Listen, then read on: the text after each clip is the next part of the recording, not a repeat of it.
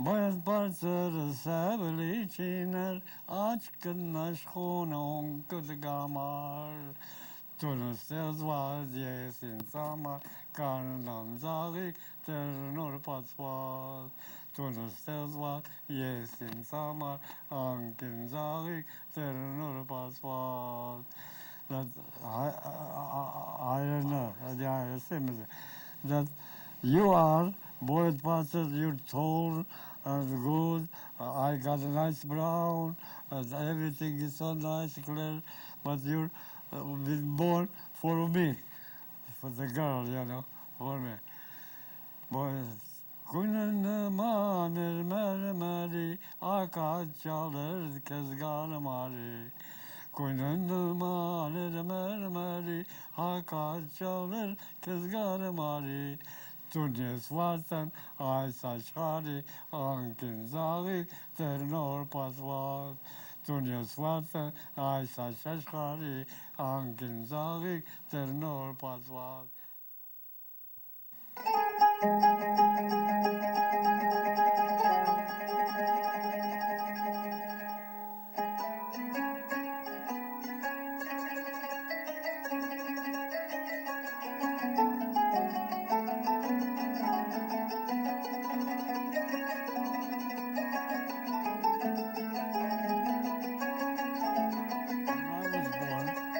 When I was born, that was 1895, April 6th.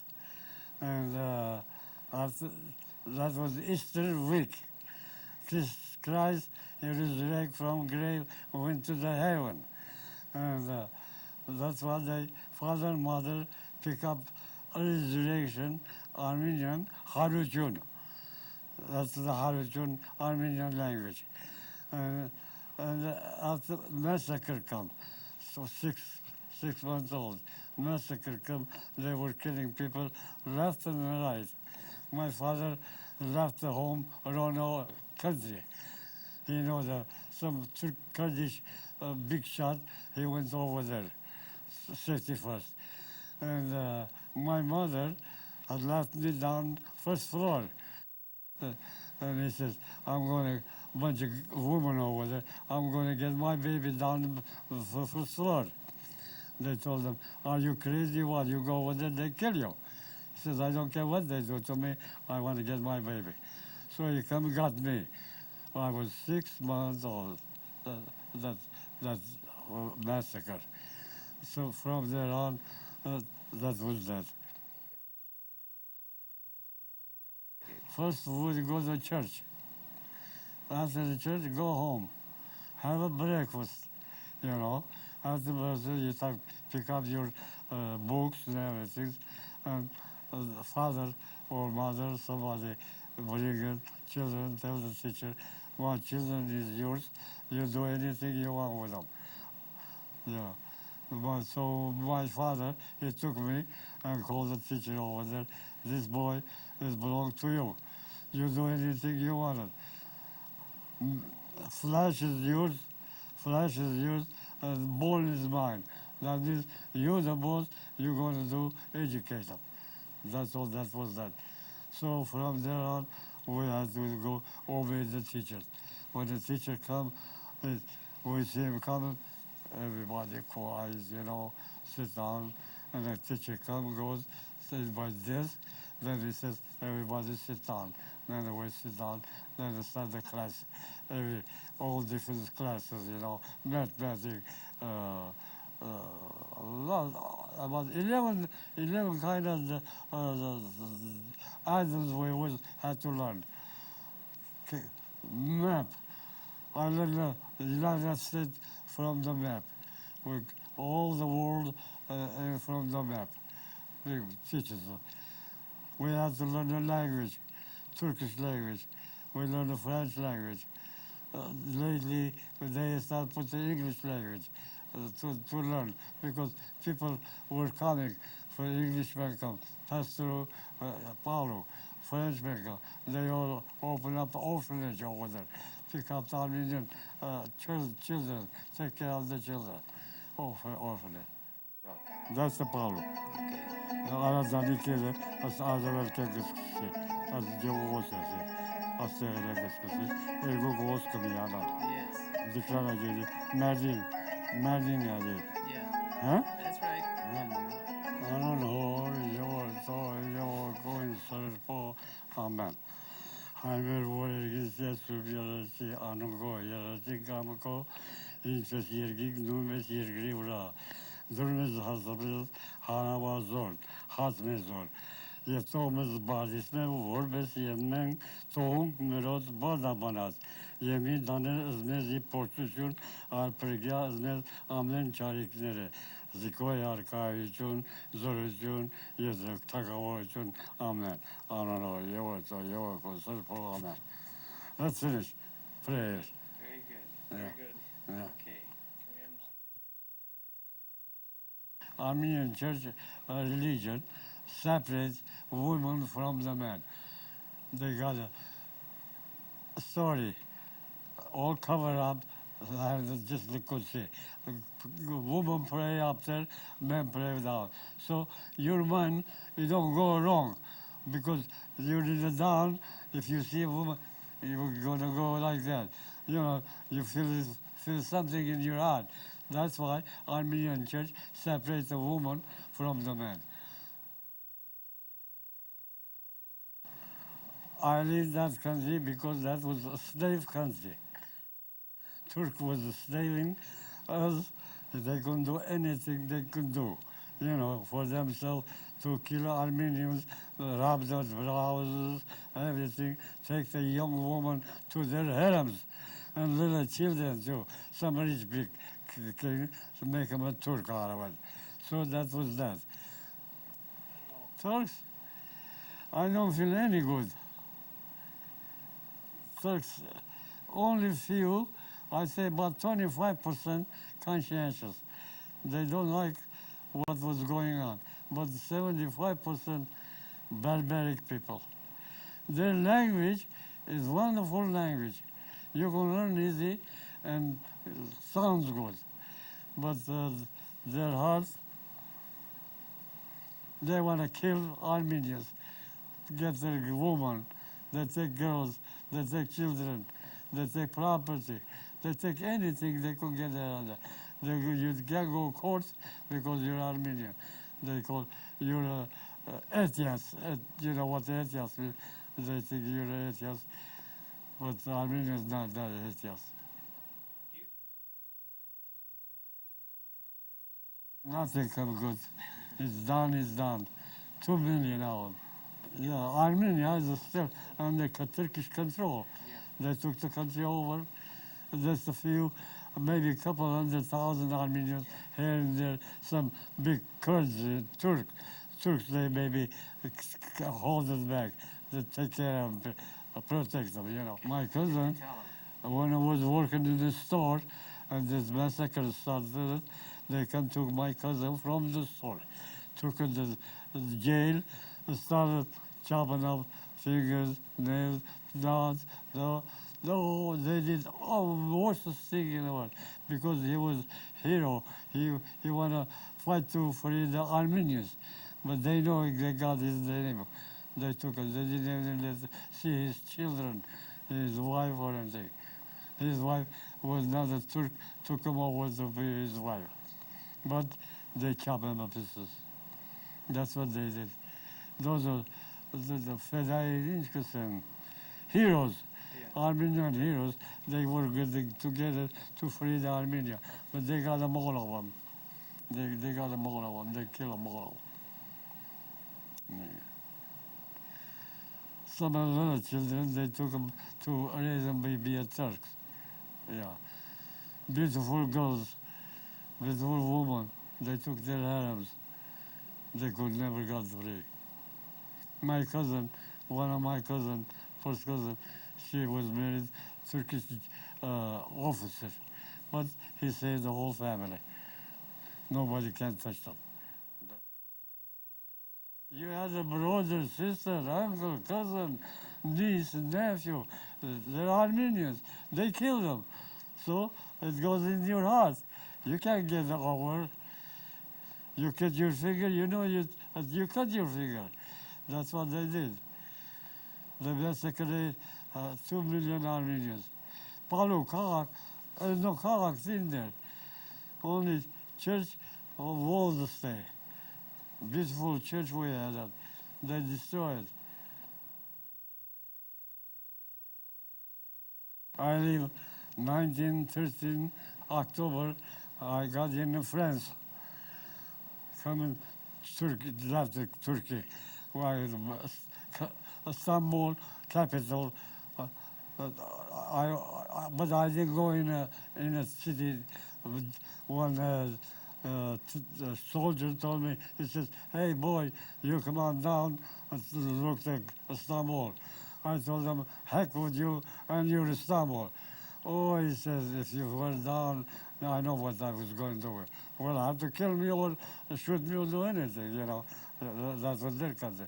And the captain come, Frenchman, he says, "What do he want?"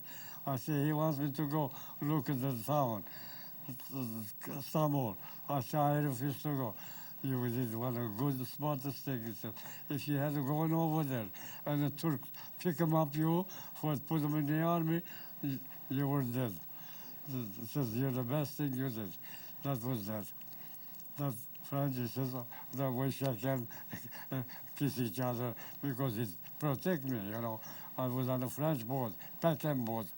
They come from to Russia, load up refugees. They come to United States. So we got in Marcel, France, about 8 days on the lake. And we got over there, we went to the hotels, you know, pick up the places. And I didn't go to the Armenian hotels. Oh, there were too many people fighting out with each other, you know. I went to French hotel, and a couple other guys with me. We had a nice place. We was there only 8 days. 8 days, we went to American consul to get a passport to come. We went to American consul, we got our passport and everything, second everything. I gave him a cigar. We left the place, and next 8 days, next day, we were on the French boat, La Savoy. Name was La Savoy. We got there at night, everything was safe. We were free from Turkey. And we got 8 days later, we were in Marseille, France, you know. And we had a nice hotel and everything. We enjoyed it good. And 8 days later, we pick up our suitcase, went to boat, a place where we had to land in there. We got on the boat, big boat. Lots of work was a big boat. We got in there, everything was okay. We started to come to New York. I got out Ellis Island. It was almost afternoon. I kneeled down, kissed the ground. So the next man, my guy says, "What are you doing that for?" I said, "I'm coming free country. I'm coming free country. This is free country. I'm feel good over here. Nobody gonna kick me. Nobody gonna kill me, or push me around." He says, "You're doing very good." And that was that. In the evening, they put me on a train, give me back for the groceries. So on the way to Grand Rapids, lots of things in there. And we got on the train, 40 miles an hour. So we got in Detroit. We had to change the train. We changed the train, and in the morning, we got in Grand Rapids. 6 o'clock in the morning, everybody was rushing, go to work. Here and there and all over, you know. And the guy in the station, he was a guardman. He tell you where to go, or how to go, what the address is and everything. So he called up the horse and wagon man, beautiful wagon, you know, those days. He put me on the wagon. He says, money. I took my money out. There was only $4.50 left. He took a $1 silver out, you know, and he gave the guy, wagon man, the address where I was going to. You guys go for the house. And we come, I got out the station in a buggy, see the big buildings all around. Gee, what kind of buildings is this? All those, you know, when you come in a country, you ain't got no such a building. Our country home is flat, all on the top of the down, hole on the top. You can go down one end to the other, but here is different. So we went. He started, he took me to bridge, 60th Bridge. You know what 60th Bridge is? Gee, I looked down and see the river. My gosh, I said, so they got such a nice river. I could come here and swim. I was a swimmer, you know, anyone can. So he took me. Where bridge we go down, grandmother's home. Grandmother was doing the washing. Monday morning. Boys all going to work. They had their breakfast going to work. And then he says, he called up the Queenie. He says, Queenie, come on down. He says, there's a guy here. He says, Syrian or Italian or he got a bundle. You know. He comes down. He says, Queenie, he knew I was coming because my brother told him he's going to come. He says, he's Charlie's brother. All right, he says, come on in, put your bundle down, and turn this crank here. I may finish the wash, then I give you nice breakfast. That's good. I had to do what the order is. That's my first job. No pay, but breakfast. I had breakfast. I was 22-year-old. War come. First World War, yeah. And I got board, registered as a draftee. My own John, his father, Aram, no, Aram didn't go because he was married, I think. Cedric, he didn't go either. Juan and I, Mikhail, it was a one job company. Yeah. And they took it because Mikhail was citizen. Those there were citizens, they had to go to camp. But I was not citizen. I still was under Turkish law, yeah, Turkish citizen. So I made up one day, every time I go to the board, they turn me down. So that's the park, you know where the park is? Memorial Park, the office was over there. So last time I went over there, captain says, Shorty, you know we can't take you. Why do you bother us? I said, Captain, I am here and I'm going to stay here. How? I said, you're taking vet? I'll see. Interview. You tell him. Volunteers. Volunteer. Volunteer. Yeah. I said, you take a volunteer, don't you? Yes. I said, then you're going to sign me volunteer. Then I said, well, I'm going to leave over until you sign me. Well, he says, you got it. Because I can't get away. But the law is the law. He says, we have to follow the law. He called the girl. He said, sign this man for the volunteer. He signed me, and then all office force shook hands with me. Congratulations, all that. He said, get ready. You're going to go tomorrow morning. If the guy signed it, said, tomorrow morning. Where to? You find out. Tomorrow morning, we'll line up Union Depot. About a couple hundred hours, draftees and all, you know. They put us on a train. Luck. Then we went to Columbus, Ohio. And we got out of the train. They took us some big building, barn, because they were not ready to come, you know. And we slept there that night. Next morning, they took us big building because they had a hospital. Or was the Civil War time. That was the biggest camp. Yeah, Civil War. And doctors, 100 doctors lined up. From your toe to your hair, they checking up. See how healthy you are, and what kind of disease you got, what is it. A lot of them, they said that no, they didn't pass. So we passed. We passed. Next morning, they took us in the field. Broom handle. 1, 2, 1, 2, 1, 2, 1, 2. left, left. Okay, from there on, they took us in the kitchen. So we became kitchen police. You know what a kitchen police is? We have to wash the dishes, clean dishes, do this, do that. Well, that's a job. I asked for it. I have to do it. I worked there.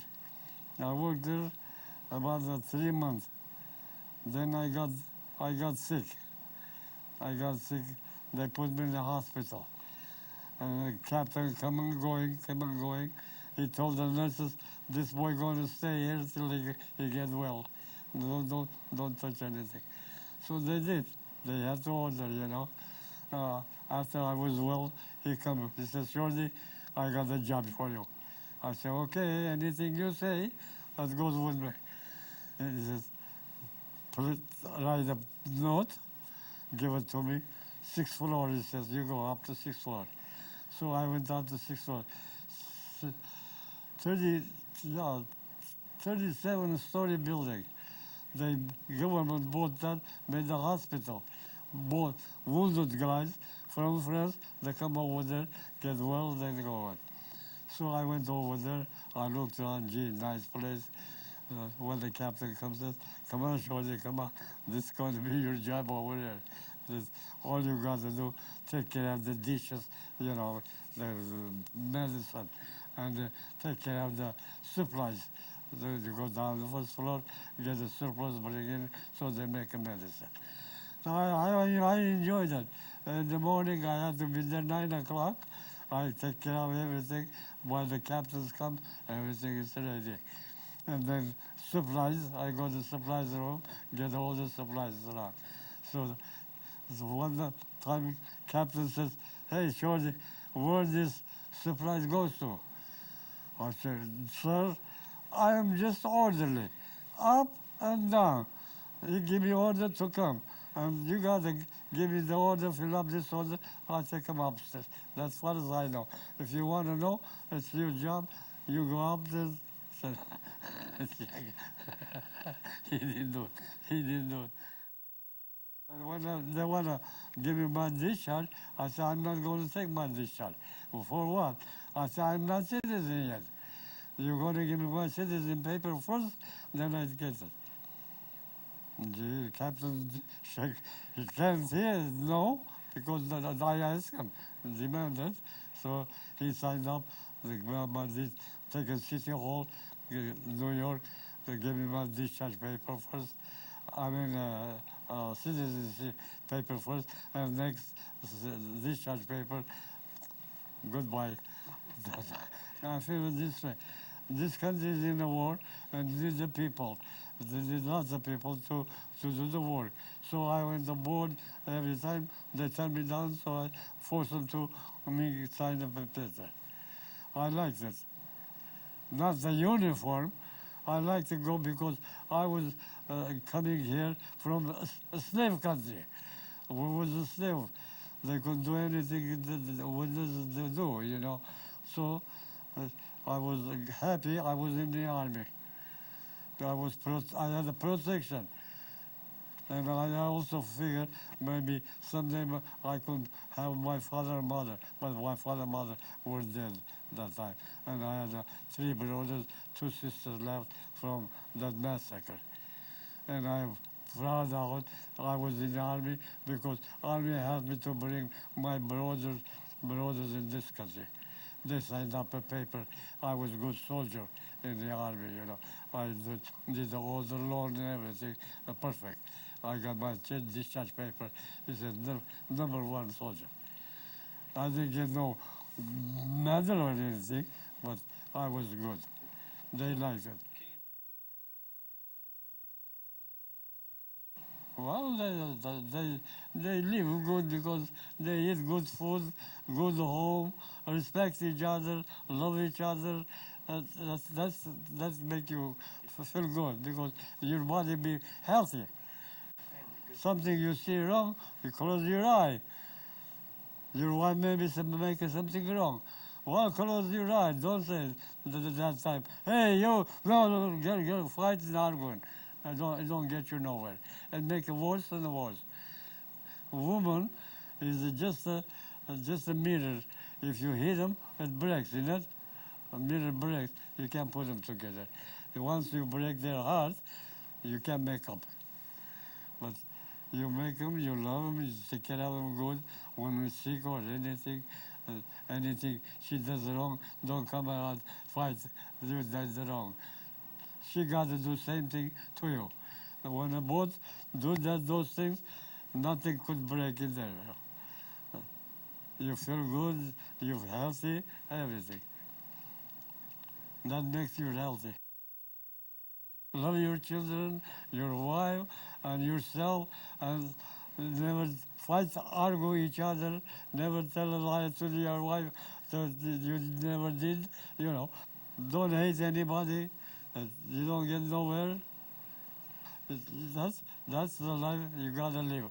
That's what you live longer. Suscarane de passe polor, jampa uni, olor molor. Gita kuka nishada stawor, te siawor, te wodawor. We are here to say goodbye, to let go of his hand, but to hang on to his memory.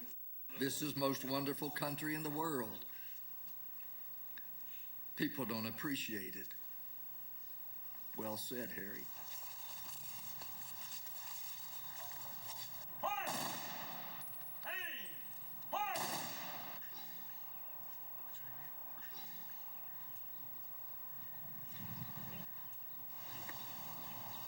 These are the entry cartridges required in the final salute that you may have as a souvenir to do whatever you may wish with it.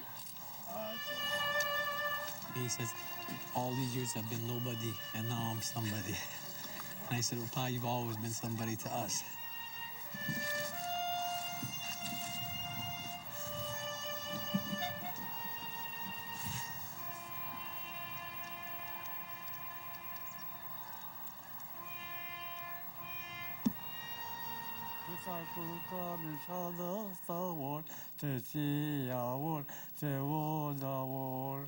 Zaguda wodaworin, jugam guda siyaworin.